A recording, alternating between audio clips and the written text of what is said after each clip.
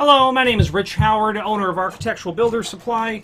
This video is to bring you a closer look at the A1-29. This is their A1 series grooved tweezers.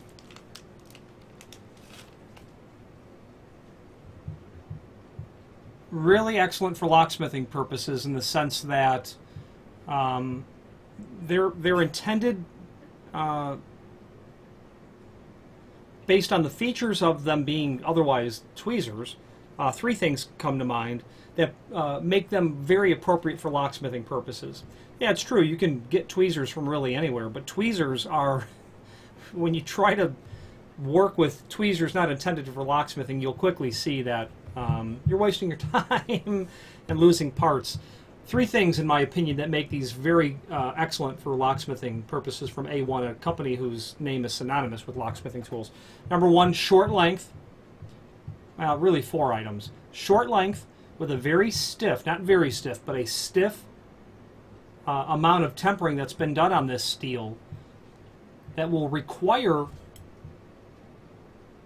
a reasonable amount of exertion of force to get them to close. I would like them to be a little bit softer.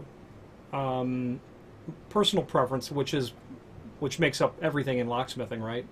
But the upside of them being stiffer is the long-term health of the tweezers will, as the stiffness on the tension will reduce slightly over many years of use, still maintain its ability to properly do the job.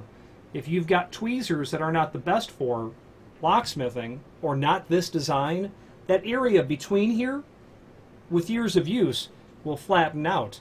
The more pressure you put on it, so what you're doing is, when you've grabbed what you're grabbing, you continue to exert additional pressure to hold on to the piece. Well, what that's doing is, over time, fatiguing its spring tension, so to speak.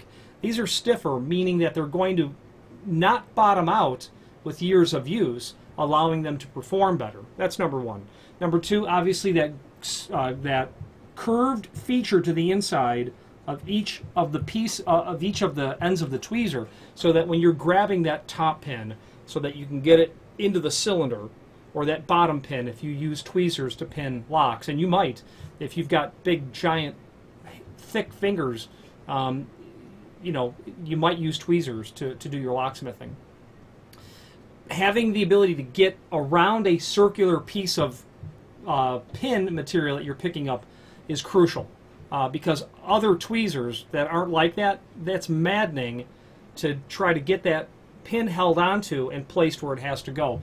The height of that tweezer and that round feature really allows you to perform that task quite excellently.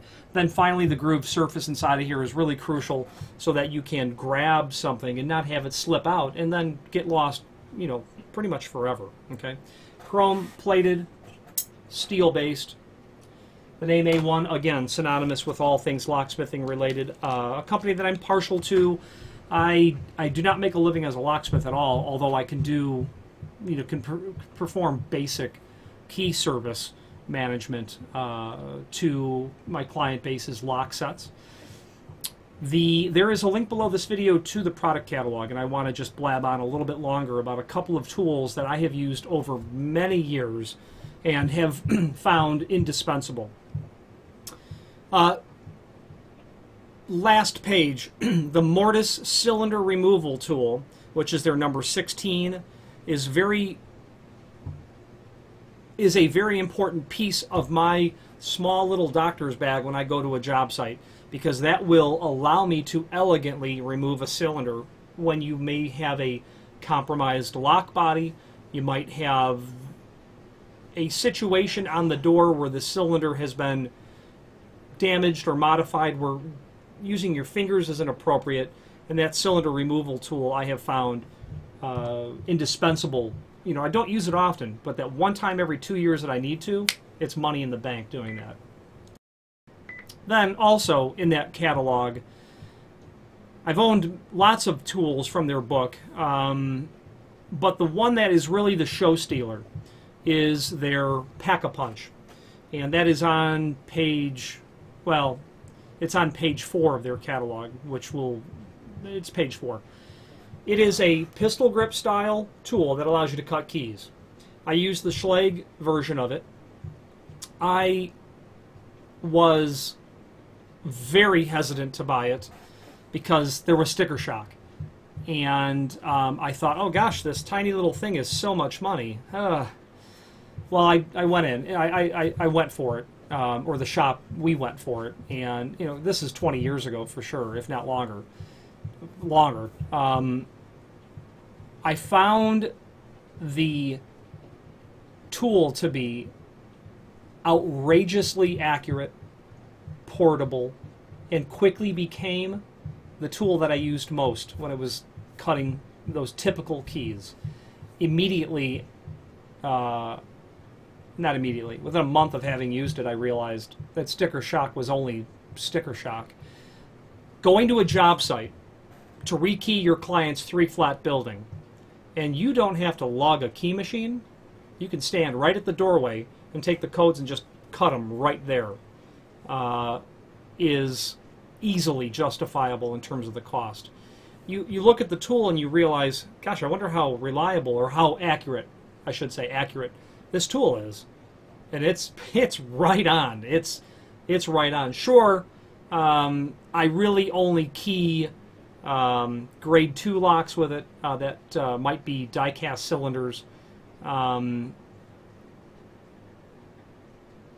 I've never fully investigated if it's off 2/1000ths of an inch, because I've never had a reason to, quite frankly. I would really recommend that if you have a need to cut the same kind of key over and over, like a Kwikset or a Schlage, and you're in a shop setting, maybe a relatively small shop setting, but let's say you've got a key machine and it's being used all the time, and you just need to cut some keys. You grab that Pack-a-Punch and just knock them out, you're done. Really great tool. Anyway, so those are the two things, and the Pack-a-Punch primarily is the one that I would recommend. A1 does a lot of locksmithing tools that I don't ever get into, but the one thing that you might get into is if you're a door shop, their lock installation tools that they have, lock boring kits, you might find those a very helpful tool in your arsenal for drilling lock preps. If you have any questions on the A1 number 29 tweezer or any other A1 product, please feel free to reach out to us. Thank you.